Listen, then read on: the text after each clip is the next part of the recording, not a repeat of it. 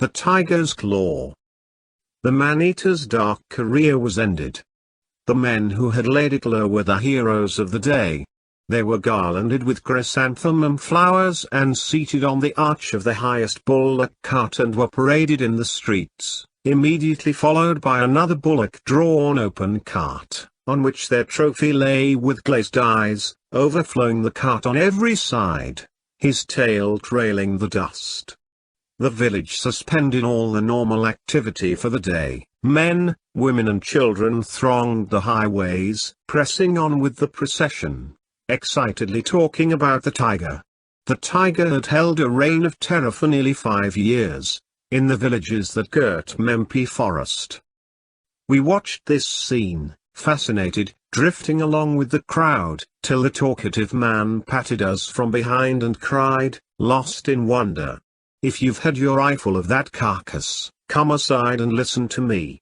After the crowd surged past us, he sat us on a rock mount, under a margosa tree, and began his tale. "I was once camping in Koppal, the most obscure of all the villages that lie scattered about the Mempi region. You might wonder what I was doing in that desolate corner of the earth. I'll tell you. You remember I've often spoken to you about my work as agent of a soil fertilizer company. It was the most miserable period of my life. 25 days in the month, I had to be on the road, visiting nooks and corners of the country and popularizing the stuff. One such journey brought me to the village Koppal. It was not really a village but just a clearing with about 40 houses and 2 streets, hemmed in by the jungle on all sides. The place was dingy and depressing.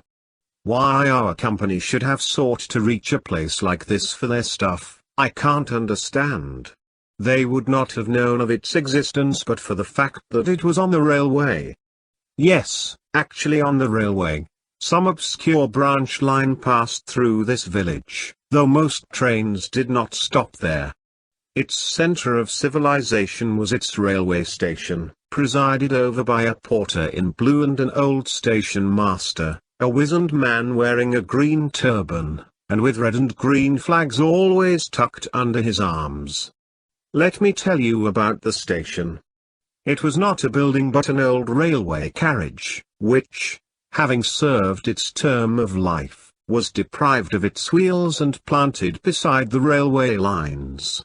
It had 1 or 2 windows through which the station master issued tickets, and spoke to those occasional passengers who turned up in this wilderness.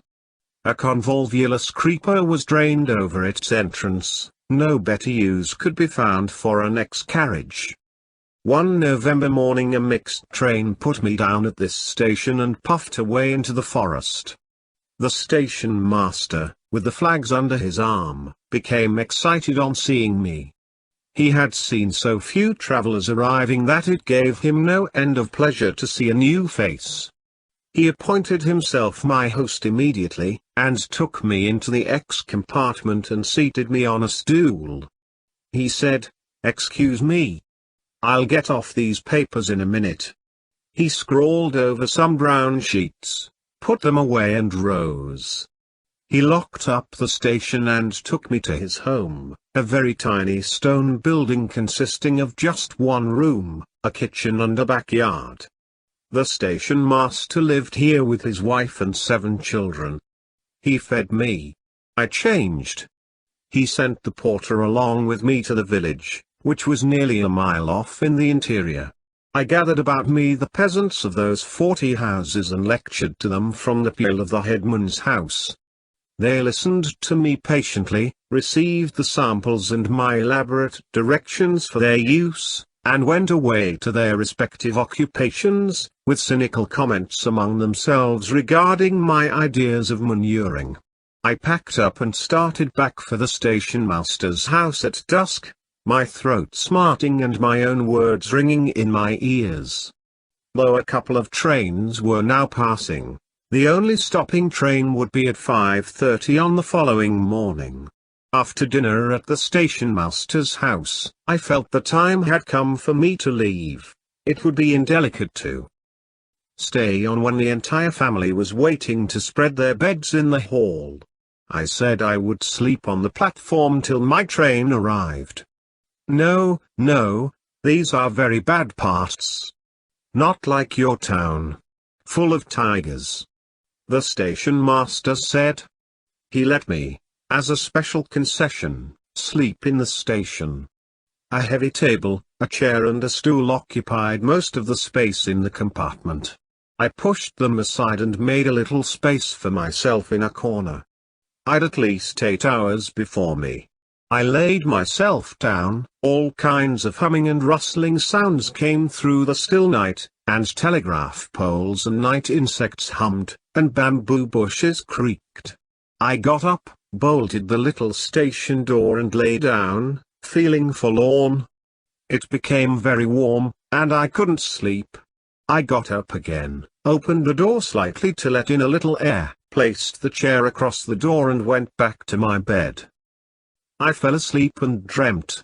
I was standing on the crest of a hill and watching the valley below, under a pale moonlight.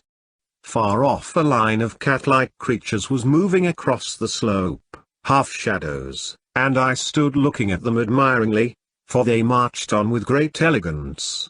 I was so much lost in this vision that I hadn't noticed that they had moved up and come by a winding path right behind me. I turned and saw that they were not cat-like in size but full-grown tigers.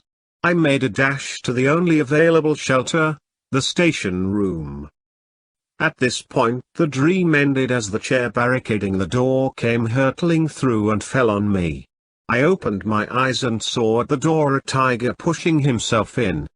It was a muddled moment for me, not being sure whether the dream was continuing or whether I was awake. I at first thought it was my friend the station master who was coming in, but my dream had fully prepared my mind. I saw the thing clearly against the starlit sky, tail wagging, growling, and, above all, his terrible eyes gleaming through the dark. I understood that the fertilizer company would have to manage without my lectures from the following day. The tiger himself was rather startled by the noise of the chair and stood hesitating.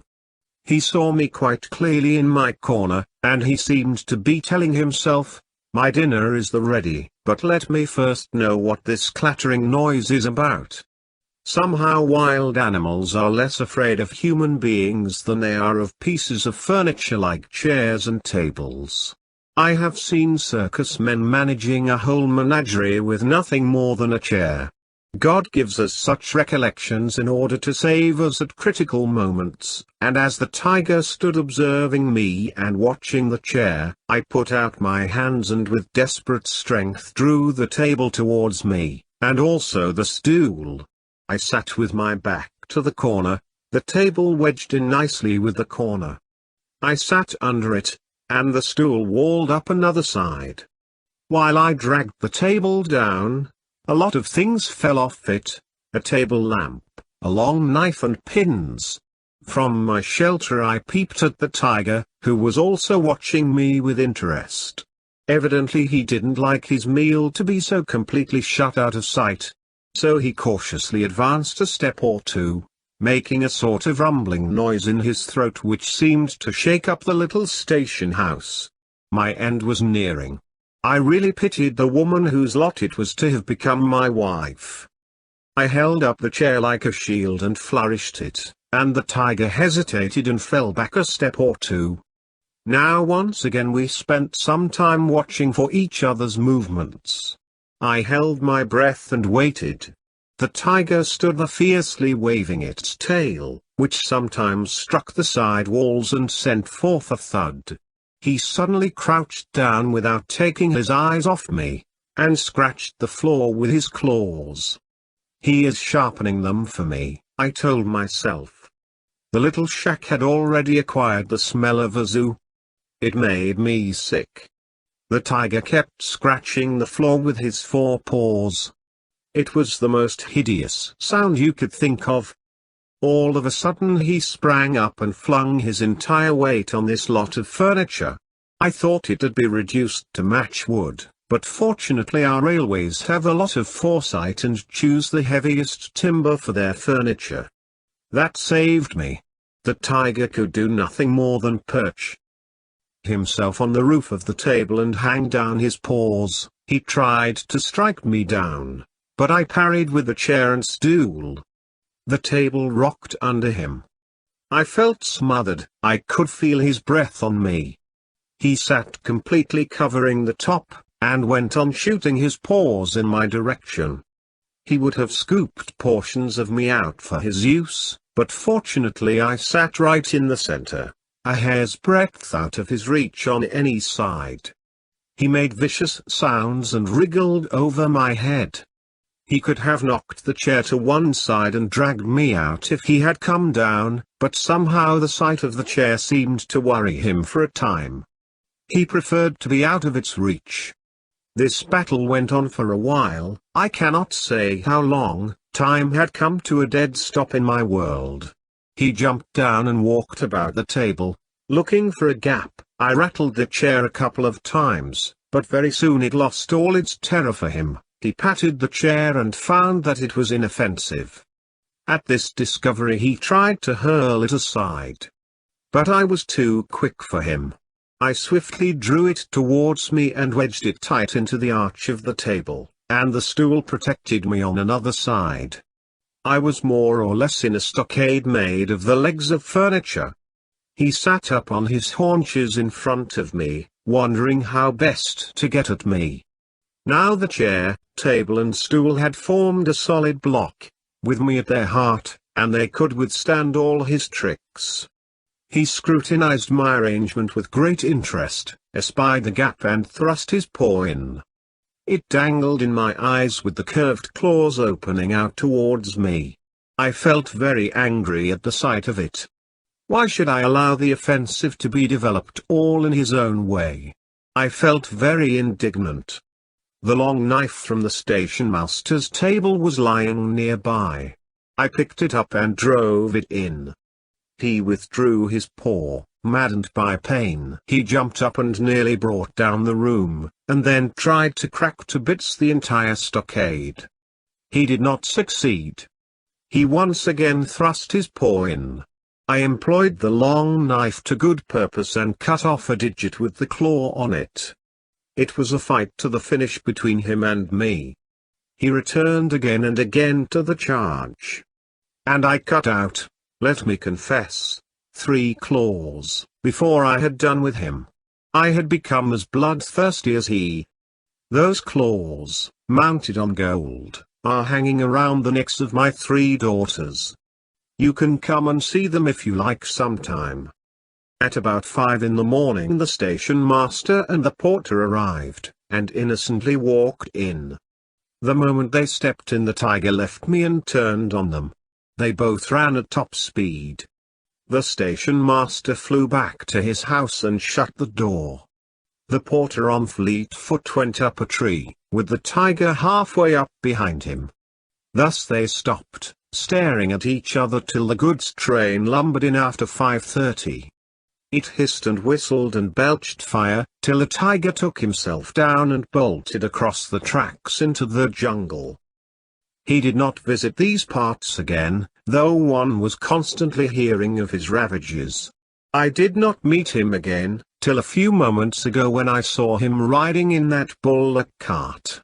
I instantly recognized him by his right forepaw, where 3 toes and claws are missing. You seemed to be so much lost in admiration for those people who met the tiger at their own convenience, with gun and company, that I thought you might give a little credit to a fellow who has faced the same animal, alone, bare-handed. Hence this narration. When the talkative man left us, we moved on to the square, where they were keeping the trophy in view and hero-worshipping and feting the hunters, who were awaiting a lorry from the town. We pushed through the crowd, and begged to be shown the right forepaw of the tiger. Somebody lowered a gas lamp. Yes, 3 toes were missing, and a deep black scar marked the spot. The man who cut it off must have driven his knife with the power of a hammer. To a question, the hunters replied, Can't say how it happens. We've met a few instances like this. It's said that some forest tribes, if they catch a tiger cub, cut off its claws for some talisman and let it go. They do not usually kill cubs.